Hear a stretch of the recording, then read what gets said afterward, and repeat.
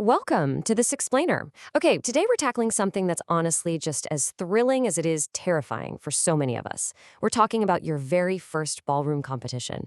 We're going to dive into this incredibly practical guide by dance professional Vladislav Knight, and it's all about how to actually conquer that big day. What I absolutely love about this source material is its core philosophy, right? It says you can totally reduce the chaos of competition day just by replacing it with predictability. So we're going to map out exactly what Knight suggests you need to know, think, and do, so we can step onto that floor feeling like total seasoned pros. So, if your answer to being nervous is an immediate resounding yes, hey, take a breath. You are in the exact right place. It's completely normal to feel this overwhelming mix of excitement and nerves. Actually, it just means you really care.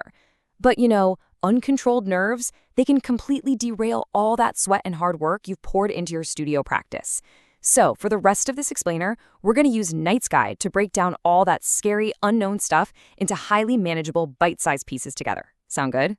Okay, let's dive into this roadmap. We've got 4 steps. First, mastering your competition mindset. Second, packing for competition success. Third, navigating the day of flow. And finally, confidence on the dance floor.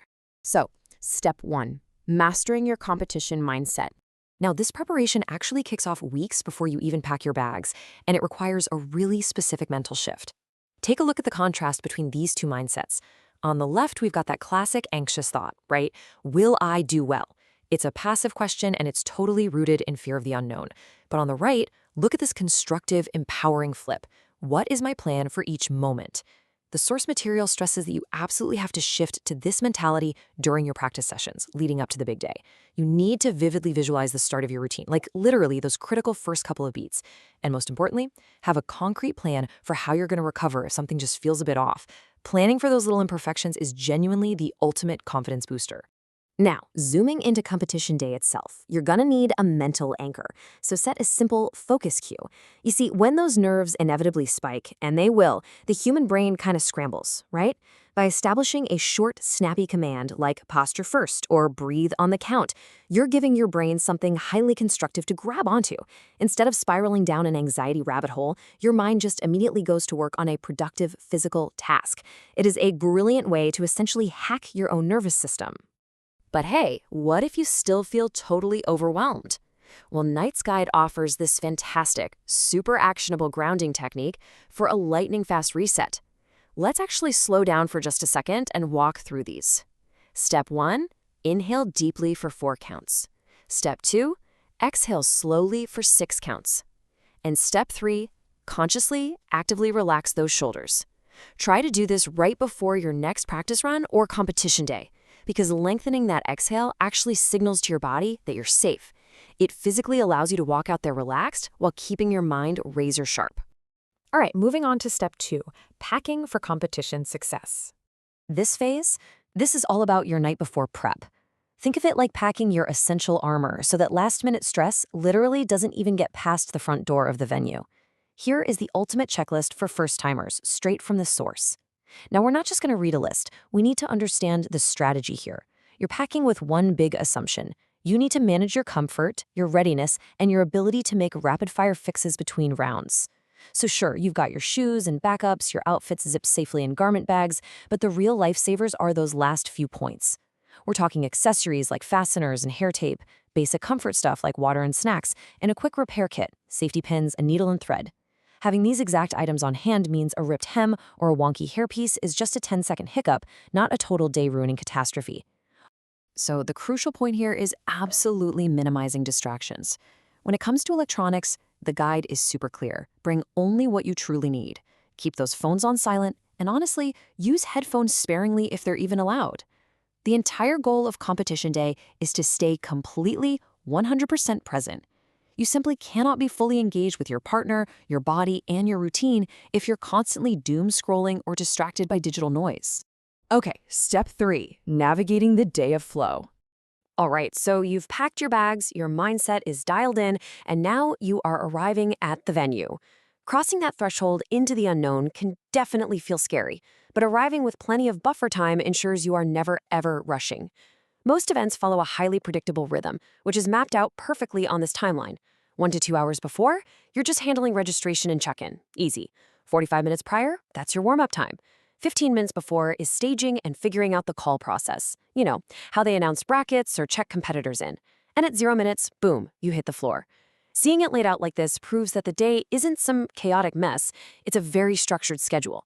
Just knowing this exact sequence entirely prevents that awful panic of guessing what happens next. Let's zoom in on that 45-minute warm-up window for a sec. Listen, the warm-up is absolutely not the time to try and achieve flawless perfection on the practice floor. Keep it practical. Your only goal is to remind your body of the shape, the timing, and that physical connection with your partner.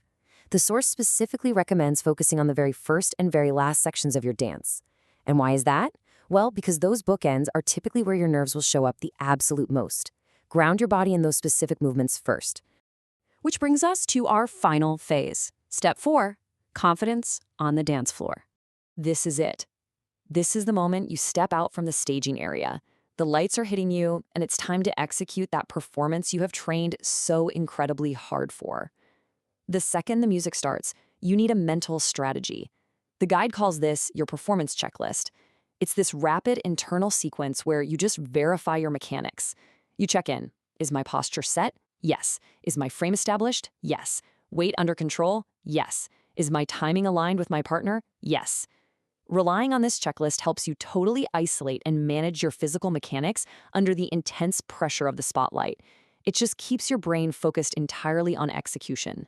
And look, here is a truth every single dancer has to accept. Mistakes happen. It's just a fact. But a mistake is not a sign to panic. You have to reframe it immediately. If you mess up a step, treat it simply as a cue to reset. Just keep your very next count calm and make sure your subsequent movements are incredibly deliberate. Gracefully continuing the routine like nothing happened shows immense control and professionalism, and that is exactly the vibe you want to project. And this brilliantly illustrates why you never need to panic over a single mistake. Check out this quote from the source material. It says, "Ballroom scoring typically reflects overall technique, connection, and presentation, not perfection. Judges are watching the full picture."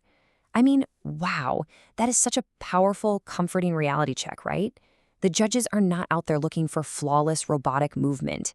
They want to see how you communicate the dance clearly from start to finish. They're looking at the whole package.